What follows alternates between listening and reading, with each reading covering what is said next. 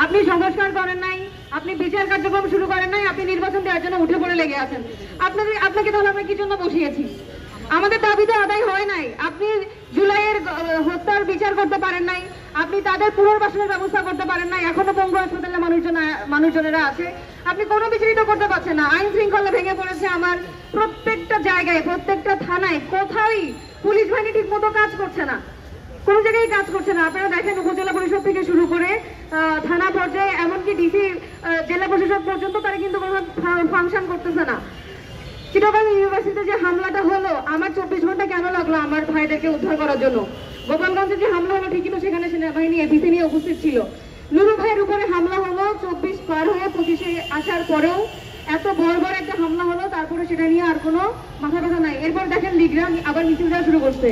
আমার লীগ নিষিদ্ধ হলো লামসাম করে, বারবারই আমাদের রাস্তায় নেমে তারপরে আমাদের দাবি আদায় করতে হচ্ছে। আমার কথা হচ্ছে, ঠিক আর কতদিন, আর কতজন মারা গেলে?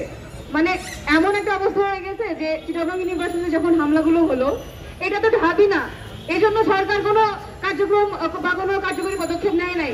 ব্যাপারটা তো কখনো এরকম ছিল না যে এখানে স্টুডেন্ট যারা তারা যেখানে অসুবিধায় পড়বে সেখানে তাদেরকে কোপানো হচ্ছে। স্বরাষ্ট্র উপদেষ্টা কোনো বিবৃতি দিয়েছে? আইন উপদেষ্টা কোনো কিছু করেছে? তারা ফেসবুকে বসে বসে সমবেদনা জানায়। তো তোমার যদি সমবেদনা জানানোর জন্য তুমি সিটিং মিনিস্টার হও নাই, সমবেদনা তো আমরা জানাইতে পারি জনগণ হিসেবে, যেহেতু আমরা কোনো পাওয়ার হোল্ড করি না সেই জায়গা থেকে।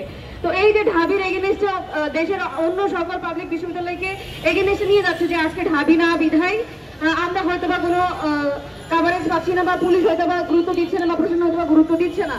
আবার দেখেন আমাদের চিটাগংয়ের ভিসি, তিনি খুব আবেগ আপ্লুত হয়ে গেছে এই ভেবে যে তাকে স্বরাষ্ট্র উপদেষ্টা ফোন করছে। মানে এইরকম ভিসি তো আমার দরকার নাই, যে তুমি তোমার ইউনিভার্সিটির প্রশাসন, ইউনিভার্সিটির জমি তুমি তোমার ইউনিভার্সিটির স্টুডেন্টদের জন্য তুমি সংরক্ষিত করতে পারো নাই। স্বরাষ্ট্র উপদেষ্টা তোমাকে ফোন দিয়েছে দেখে তুমি খুব আবেগ আপ্লুত হয়ে গেছে, যেটা আমাকে কতবার স্বরাষ্ট্র উপদেষ্টা ফোন দিছে। এইরকম মেরুদণ্ডহীন শিক্ষক তো আমাদের দরকার নাই। এই শিক্ষক তো আমার 24শে জুলাইও ছিল, যারা আমার হলের প্রভোস্ট রোকেয়া হলের, সে পালাই গেছিল, পরে বলা হয়েছে যে আমরা নাকি তাকে জিম্মি করে রাখছি। তো এইরকম নীল দলের যারা প্রফেসর, তারা তো এখনো বহল কবিয়াতে আছে আমাদের ইউনিভার্সিটি গুলোতে। আমার তো দরকার নাই এরকম মেরুদণ্ডহীন শিক্ষক।